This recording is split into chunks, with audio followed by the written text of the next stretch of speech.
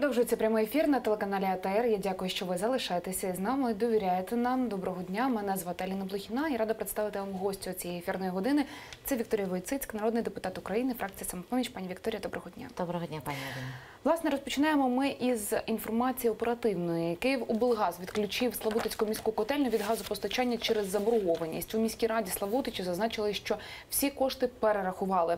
Натомість Міністерство фінансів не перевело їх вчасно на рахунки Київоблгазу. Учора роботу міської котельні вдалося відновити. І про сам інцидент поговоримо зараз із Михайлом Шинкаренком, заступником міського голови Славутичі. Він з нами на прямому зв'язку. Пане Михайло, доброго дня. Чи чуєте нас? Доброго дня, да, чутно. Власне, розкажіть, будь ласка, скільки часу було відключено газопостачання, скільки людей залишилося без газу у місті Славутич? Як так взагалі могло відбутися, що така колізія вийшла, що посеред зими люди опинилися без газу? Прошу.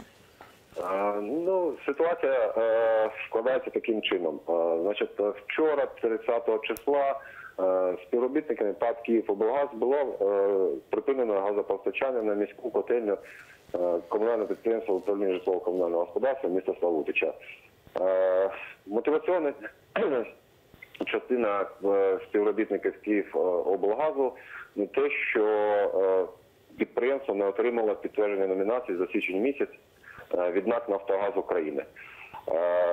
Тимчасово без подачі теплоносія залишалось все місто, це 25 тисяч населення, але по рішенню засідання комісії по надзвичайним ситуаціям газопостачання на котельню було відновлено для забезпечення мінімально-технологічного рівня.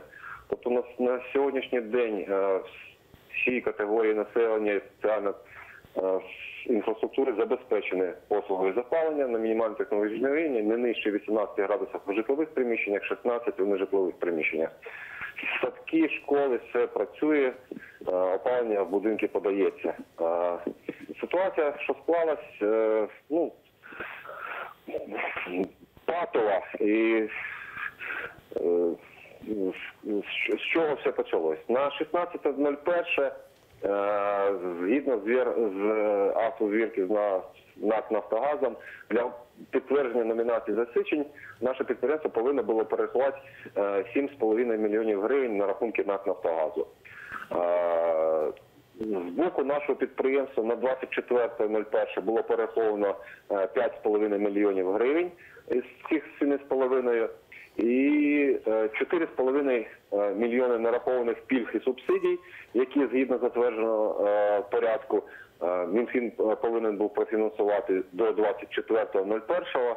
На жаль, Мінфін профінансував тільки 26.01.2018 року. 26.01 ці гроші були відправлені з обласного казначейства на казначейство в місті Славутича, і 26-го ж вони ж були зараховані на казначейські рахунки НАК «Нафтогаз України». Тобто все, що залежало від нас, було виконано всі вимоги. Але позиція «Нафтогазу» наступна. Якщо б гроші, які надійшли від вас, ми побачили 25-го, ви б номінацію отримали. У зв'язку з тим, що 25-го на наші рахунки ці гроші не поступили, а поступили тільки 26-го, підтяглось споживання грудневе і виставлена додаткова оплата 9,5 мільйонів гривень. Там 12 мільйонів, з урахуванням того, що ми зробили навіть більше, оплатили, ніж було заявлено «Нафтогазом», то скоригувала сума на 9,5 мільйонів гривень. І от на сьогоднішній день, з одного боку, ми, і місцева влада, і комунальне підприємство виконали ці вимоги. З іншого боку, з урахуванням того, що Мінфін на 2 дні затримав фінансування пільг і субсидій, а так, на хвилиночку, в місті Славутича проживає 25 тисяч населення, 11 тисяч з яких є пільгової категорії, бо ми місто супутник Чорнобильської АЕС. Тобто 40% загального споживання – це пільги і субсидії. Тому ПАТ «Київоблгаз» мотивує тим, що НАК «Нафтогаз» не підтвердив номінації, обмежував газопостачання. Тут ще треба врахувати таку ситуацію, що на сьогоднішній день той порядок, який був затверджений Мінфіном, на всю країну 4 міста тільки спромоглися відправити ці кошти на рахунок НАК «Нафтогазу», серед них Славутич. По Київській області це єдине місто, яке здійснило такий перерахунок. Тобто на сьогодні 26-го на Київську область були виділені кошти на оплату пільг субсидій, і тільки Славутич оплатив. Ну, тобто, сказати, що ми щось не зробили, чи зробили не своєчасно, 3 години нам знадобилося на те, щоб від обласного казначейства на рахунки Нафтогазу перерахувати ці гроші.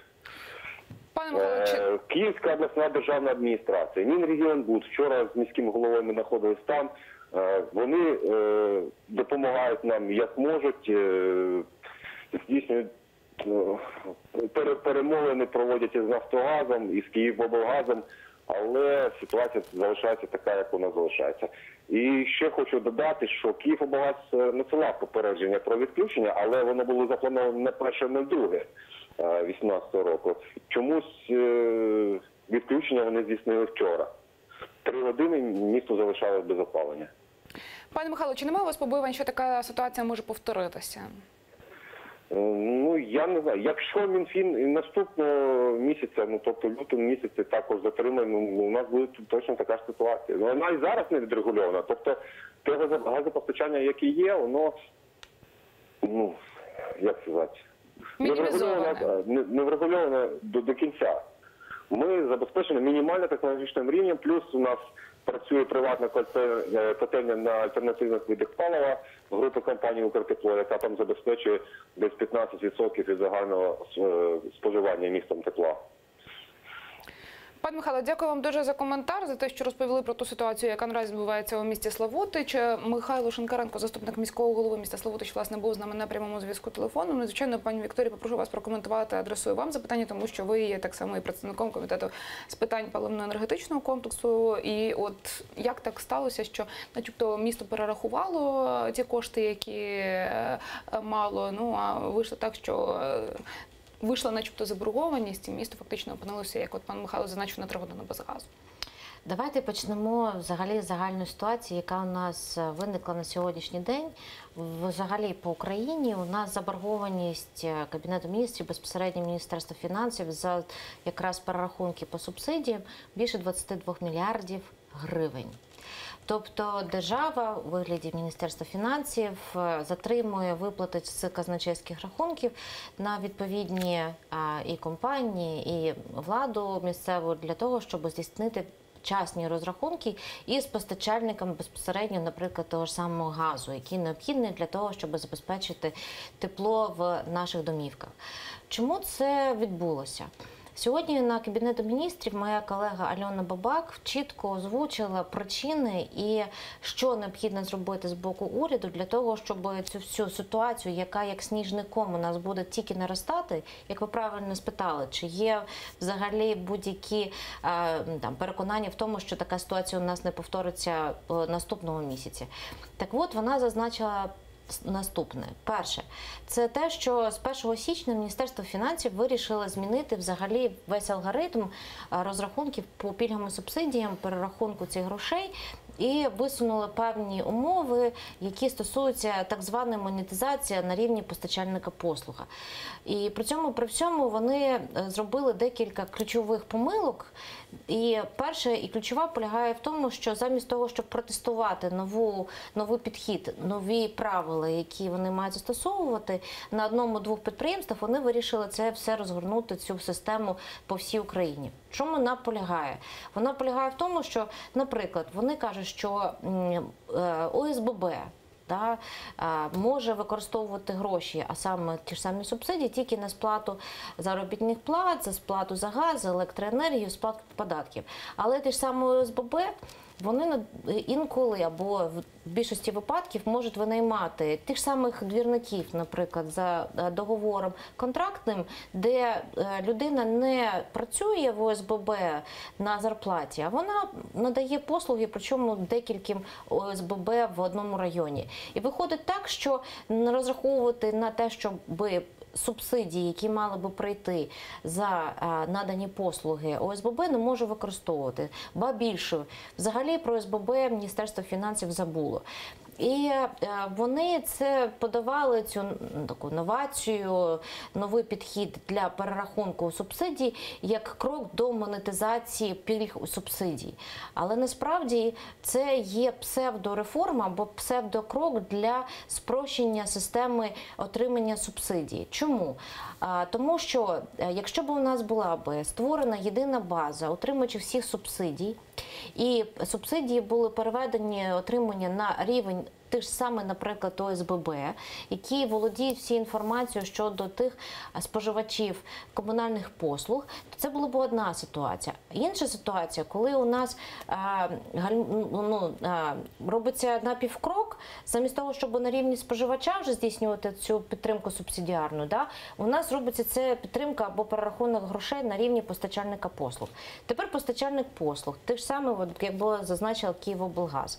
Якщо вони не отримують вчасно суми, які мають йти якраз за рахунок державного бюджету у вигляді підтримки людей, населення, в сумах субсидій, вони не можуть перерахувати необхідні гроші відповідно постачальнику самого товару. Це є Нафтогаз. А Нафтогаз вже зараз, маючи величезні борги, які були якраз накопичені через різні обставини, якраз облгазами перед ними, вони кажуть, ну ми ж не благодійна організація, ми також несемо відповідні витрати, ми маємо десь брати гроші, щоб купувати той газ, який треба направити безпосередньо в котельні, в населенню, їх у нас нема. І тому вони, звичайно, в сьогоднішніх умовах беруть і відключають постачання газу.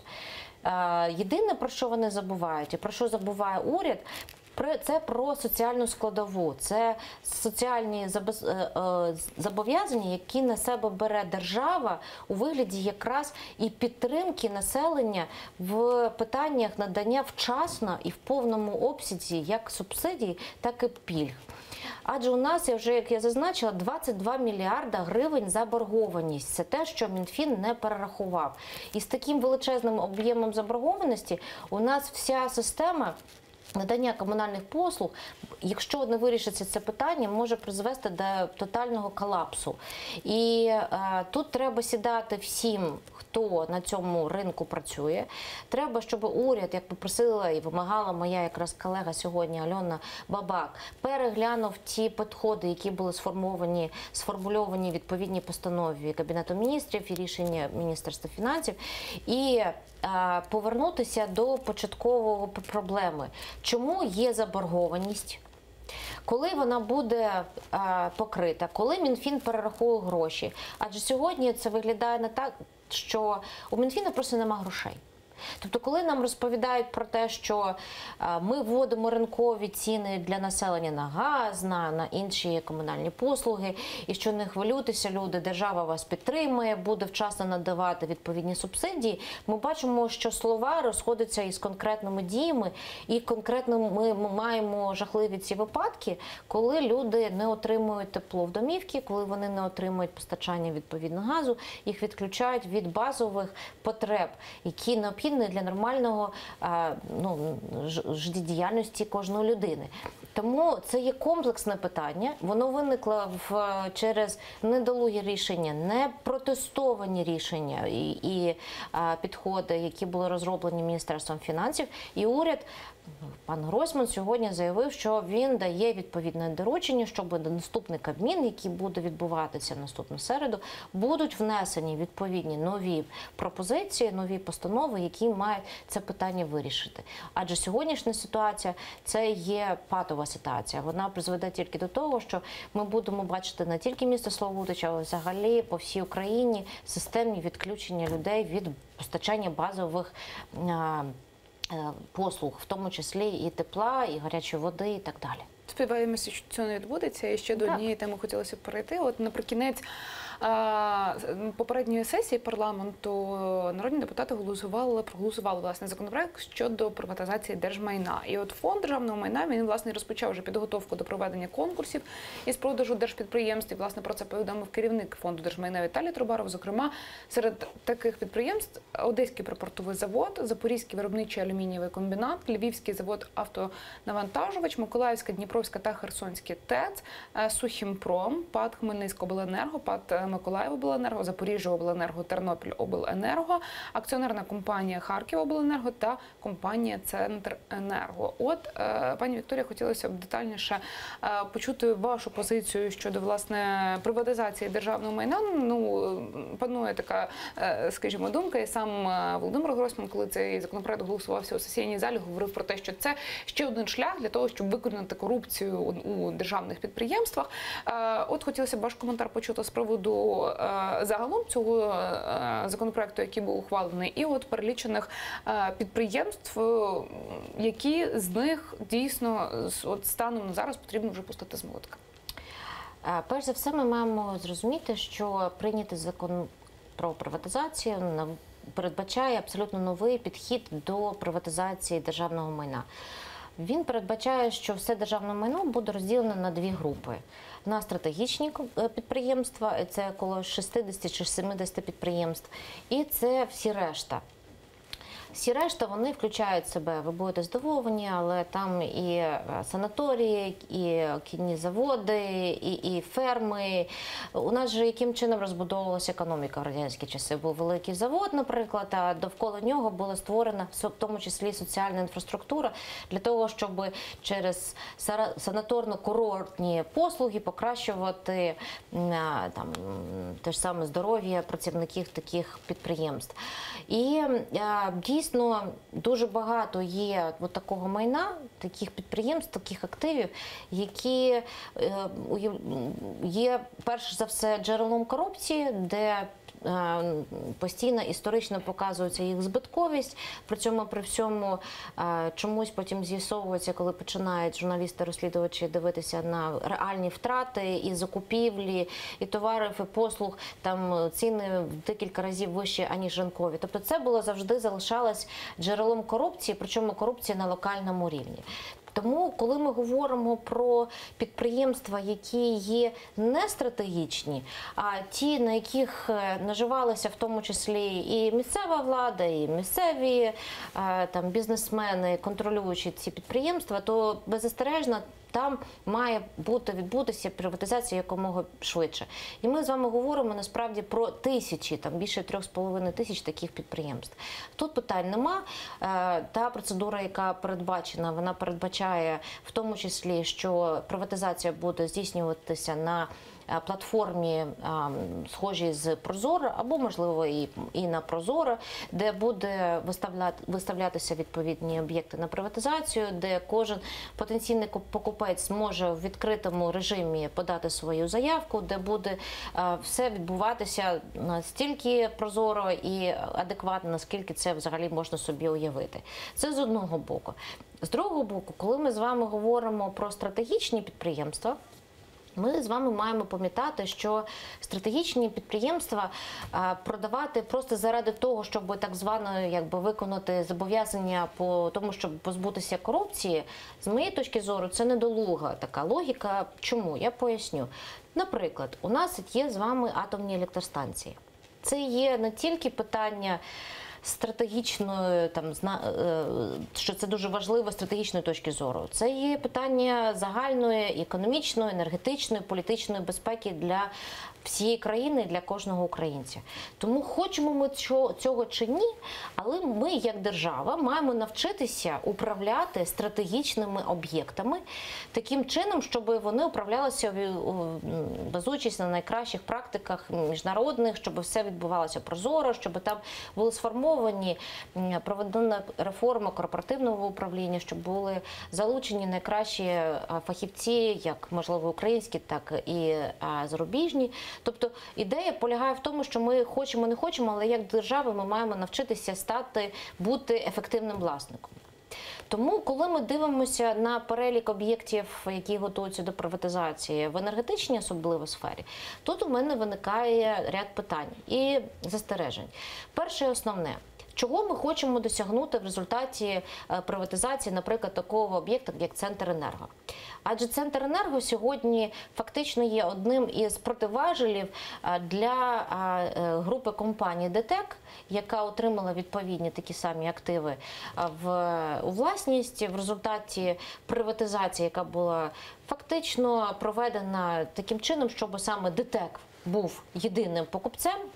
Щоб проаналізувати всі конкурси, які були проведені за часів Януковича і попередніх влади, то ми побачимо, що були створені спеціальні умови для того, щоб саме ДТЕК став в основному власником цих об'єктів.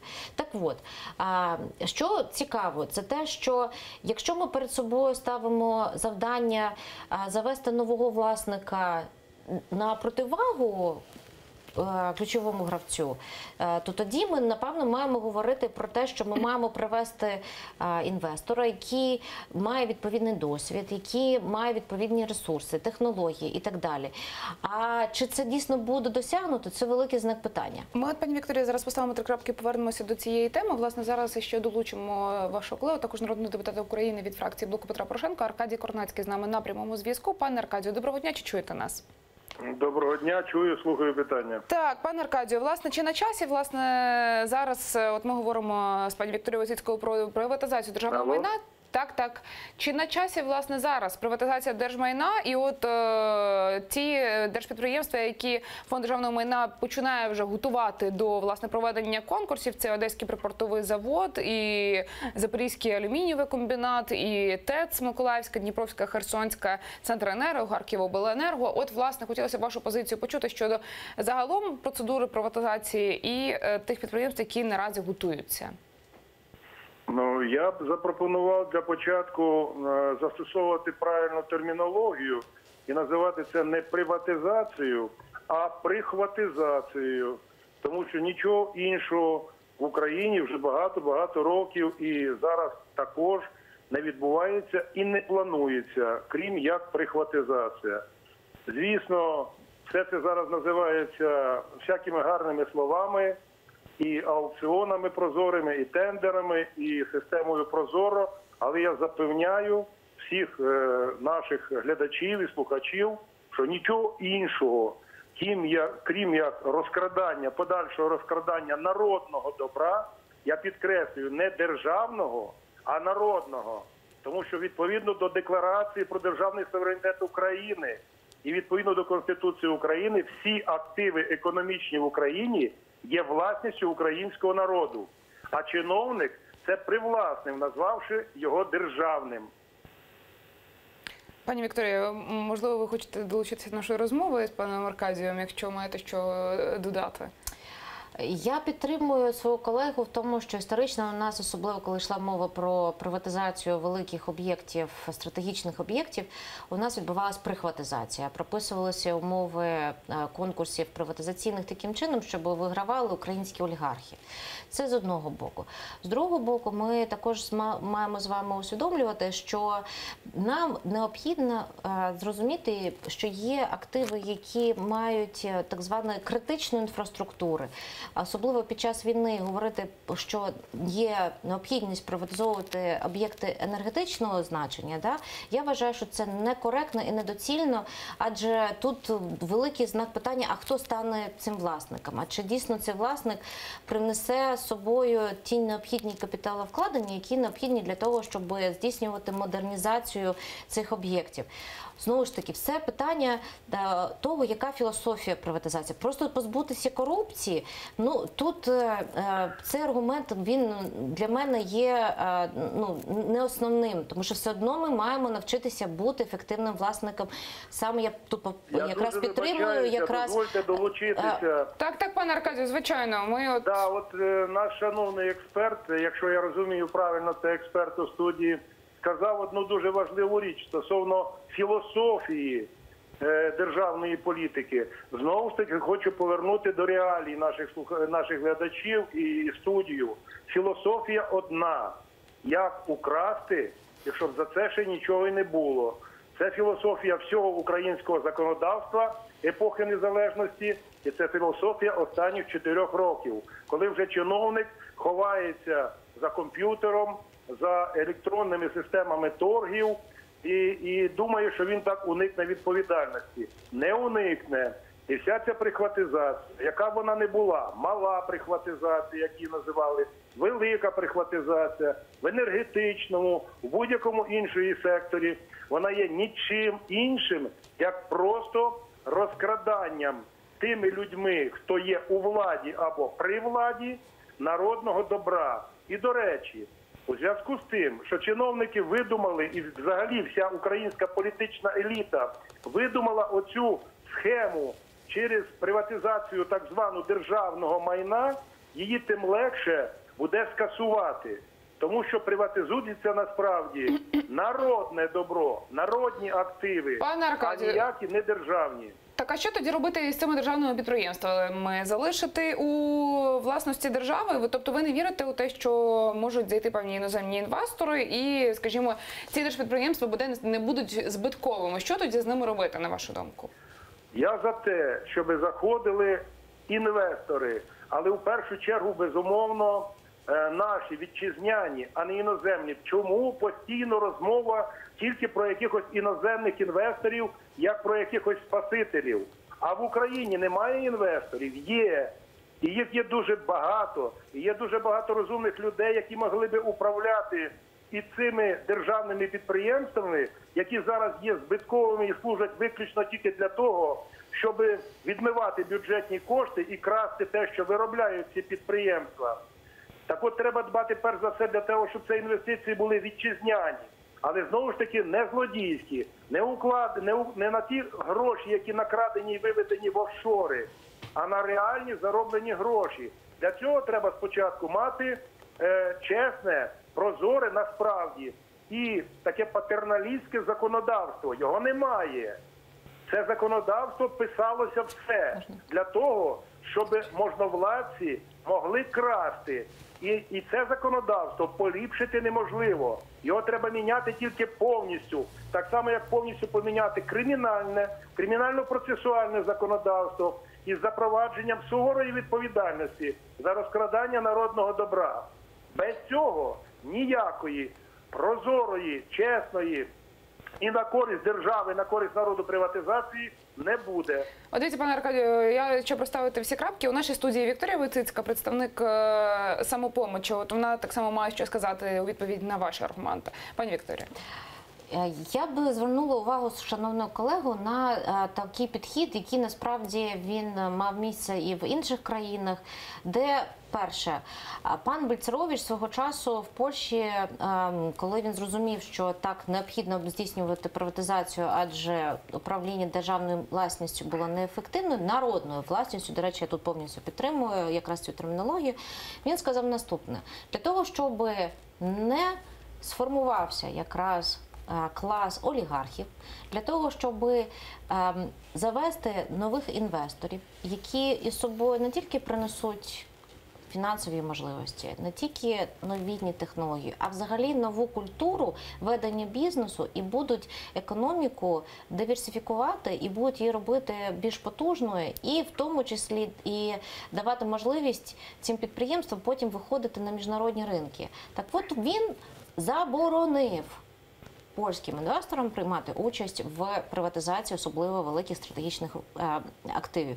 В результаті в Польщі нема олігархів, там нема такого класу, там нема такого впливу.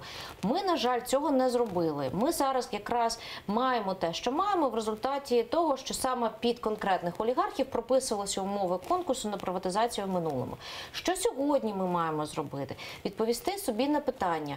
Ми хочемо законсервувати статус-кво і ще посилити наших українських олігархів. Тому що, якщо подивитися, у кого в Україні є гроші на приватизацію великих об'єктів, особливо таких, як, наприклад, Центренерго, то це, звичайно, саме українські олігархи. Чи ми хочемо насправді розширити коло потенційних інвесторів і залучити іноземних інвесторів, які привнесуть якраз цю нову культуру? А для цього є перший крок, який можна було би зробити для всіх ключових стратегічних підприємств.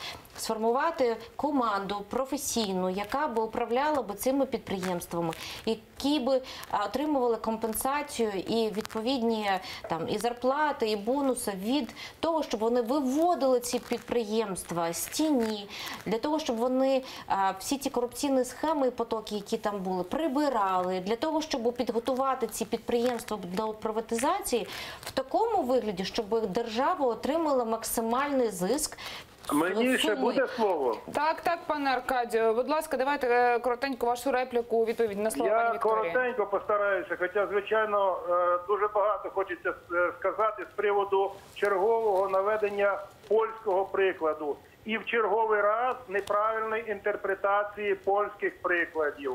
Та нічого подібного не відбувалося у Польщі, тим паном Бальцеровичем не робилося. Просто в Польщі не утворилися олігархи, тому що в Польщі є і діє антимонопольне законодавство. У Польщі є громадянське суспільство, якого в Україні поки що заміняють грантоїди. І всі ці приклади з Польщі, і зокрема пана Бальцеровича, який для мене, наприклад, абсолютно ніхто, і звати його ніяк по одній простій причині.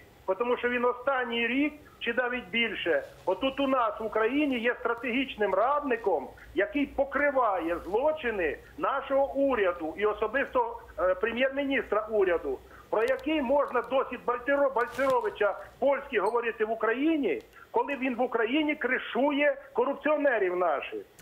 Тому не можна в Україні застосовувати напряму жодний іноземний досвід. У нас вже були іноземні міністри, у нас сидять в Україні стратегічні іноземні радники. Більше того, до приватизації залучають радників, які ніким, аніж якимись там механізмиками корупційних злочинів не будуть і ніколи не були. Пане Аркадію, почули вас, почули вашу позицію. Я дякую вам, що ви знайшли час і долучилися до нашої розмови. Аркадій Корнацький, народний депутат України від фракції Блоку Петра Порошенка, був з нами на прямому зв'язку телефоном. От, власне, почули різні позиції, наші глядачі самі можуть зробити висновки. І я, пані Вікторія, вам даю слово для коментаря і перейдемо до інших Перш за тем. все, я насправді з задоволенням надам копію книжки пана Бальцеровича, яку він підписав, коли ми з ним зустрічалися, де якраз чітко було описані ті принципи і щодо приватизації, які були закріплені і втілені урядом Бальцеровича свого часу. І це якраз конкретні приклади, конкретні кроки, які були зроблені, в тому числі і щодо обмеження участі якраз великій приватизації польського капіталу і бізнесу. Це перше. Друге, дай Бог, щоб ми колись-небудь стали настільки ж успішними, і щоб у нас був на душу населення ВВП такий, як в Польщі. Ми відстаємо від Польщі, хоча були на багато кращих позиціях перед тим, як в Польщі розпочалися дуже жорсткі і болючі реформи. Україна була на декілька позицій вище економічно, в тому числі і потужніша, ніж Польща. А зараз ми чомусь дуже сильно відстаємо. Тому дай Бог нам хоча б досягнути тих досягнень, які були у пана Бальцеровича, і йти їх шляхом для того, щоб вийти економічно на такий самий рівень, як економіка Польщі сьогодні. Друге, що би я би хотіла зазначити, що нам беззастережно треба приватизовувати ті об'єкти, де ми будемо вважати, що немає сенсу державі контролювати те чи інше підприємство, адже ніякої державної політики, яка би реалізовувалась через це підприємство, не здійснюється. Що володіння тим чи іншим підприємством, воно ніяким чином насправді не впливає на соціальний, в тому числі, стан населення. Там, де ми можемо сказати, що дійсно найкраще це хай ринок буде, хай прийдуть нові інвестори і будуть управляти цими активами, так, будь ласка. Але коли ми говоримо про об'єкти, те, що ми називаємо критичною інфраструктурою, які мають безпосередній вплив на населення, енергетика, я просто хочу вам нагадати, що в 2015 році, пам'ятаєте, то ще 15-16, віялове відключення.